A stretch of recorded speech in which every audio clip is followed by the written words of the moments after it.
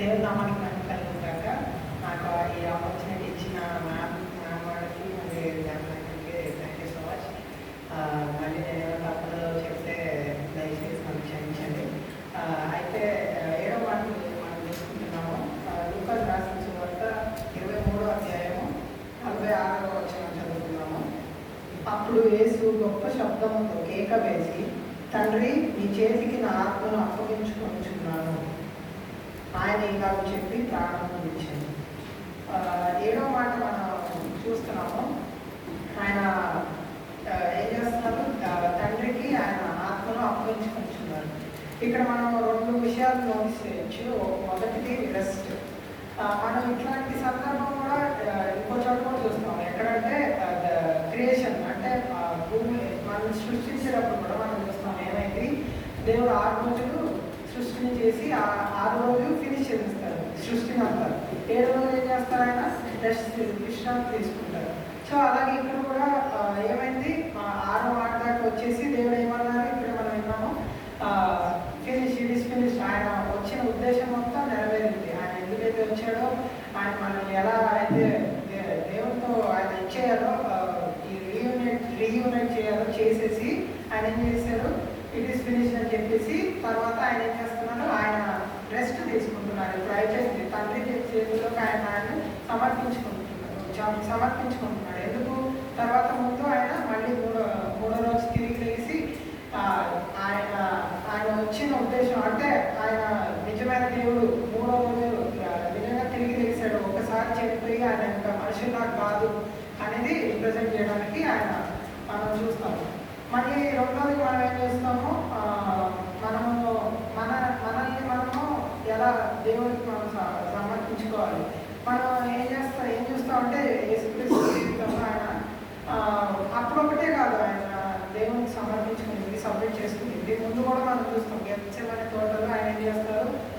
తండ్రి దగ్గరికి వెళ్ళి, అంటే ఆయనకి అంత బాధగా ఉంది కదా, లైక్ ముందు అది ఆయనకు తెలుసు, ముందు నాకు ఇంత బాధ రాబోతుంది, కొరత దగ్గర పడిపోతున్నాయి అని ఆయనకి అది తెలిసి, లైక్ అది ముందు ఎలా తీసుకోవాలో ఆయనకు కూడా అర్థం కదా. సో ఆయన ఏం చేశారు? తండ్రి దగ్గరికి వెళ్ళి సబ్మిట్ చేసుకున్నాడు. అంటే చెప్పాడు నిజంగా, అయ్యా తండ్రి, అయితే ఈ పాత్ర నా దగ్గర నుంచి, కానీ ఏమైనా కానీ లాస్ట్కి మీ వీళ్ళే జరగండి, నా వీళ్ళు కాదు అని ఆయన సబ్మిట్ చేసుకున్నాడు. మనం కూడా మన జీవితంలో దేవుడికి మనం సబ్మిట్ చేసుకోవాలి. ఏదైనా కొన్ని విషయాలు మనం లైక్ హార్డ్గా ఉంటుంది పాస్ చేయడానికి కొన్ని సిచ్యువేషన్స్లో. అలాంటప్పుడు కూడా మనం దేవుడికి మనం సబ్మిట్ చేసుకోవాలి. ఈ విషయాన్ని సపోర్ట్ చేస్తూ పౌరు భక్తులు రాస్తారు. ఎఫెసీయులు రాసిన పత్రిక 5వ అధ్యాయము 2వ వచనం చూస్తున్నాము. క్రీస్తు మిమ్మల్ని ప్రేమించి పరిమళ వాసనగా ఉండుటకు మన కొరకు తను తాను దేవునికి అర్పణముగాను బలిగాను అప్పగించుకొనెను. అలాగనే మీరు ప్రేమ కలిగి నడుచుకోవాలి. ఏం చూస్తున్నాం మనం ఇక్కడ?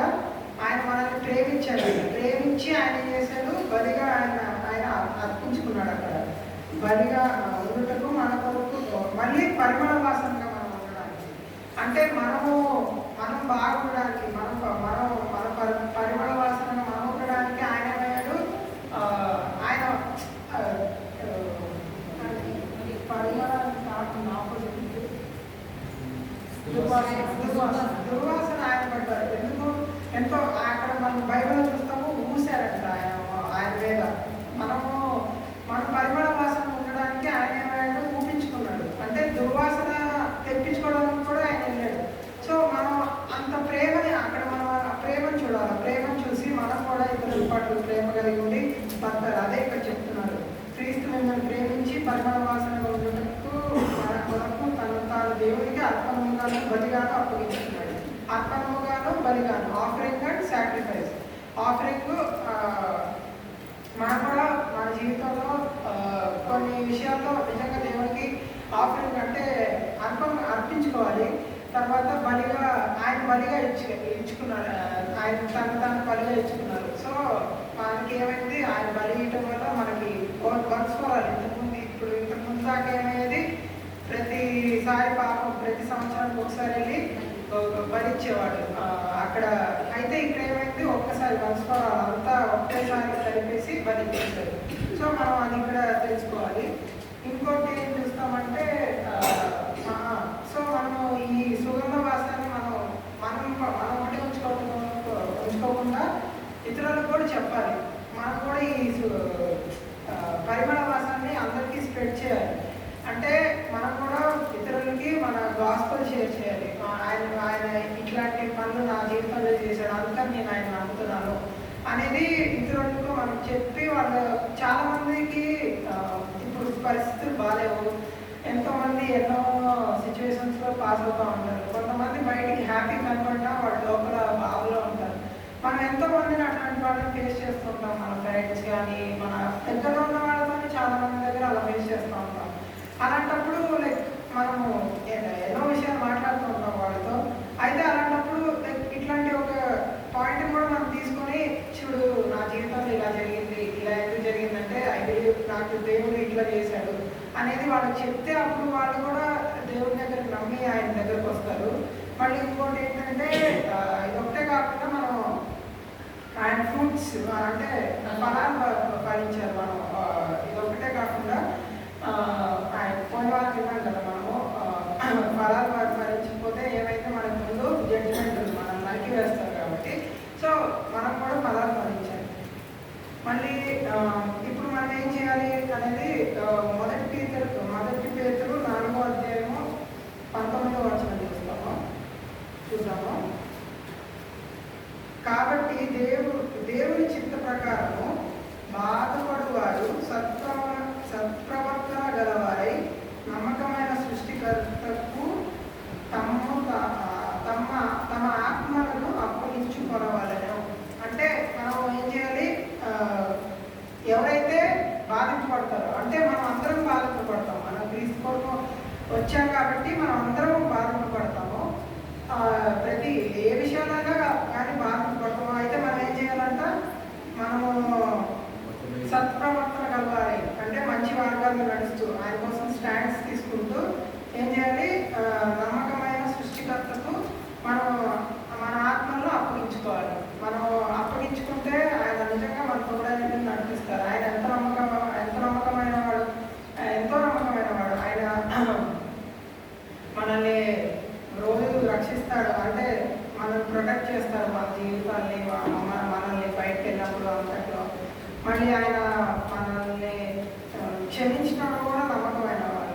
మనం వచనం చూస్తాం కదా, is faithful and just enough to forgive our sins. మనం ఆయన దగ్గరికి వెళ్ళినప్పుడు ఎంతే పాపం చేస్తుంది, ఆయన దగ్గరికి వెళ్తే ఆయన ఏమైనాడు, నమ్మకమై ఉన్నాడు, నమ్మకస్తుడై ఉన్నాడు. కాబట్టి ఆయన మనల్ని నిజంగా క్షమిస్తాడు. మళ్ళీ ఇంకోటి ఏంటి, మనము ఎటువంటి పరిస్థితుల్లో వెళ్ళినా కూడా ఆయన మనల్ని బయటికి తీసుకొచ్చే నమ్మకస్తుడై ఉన్నాడు.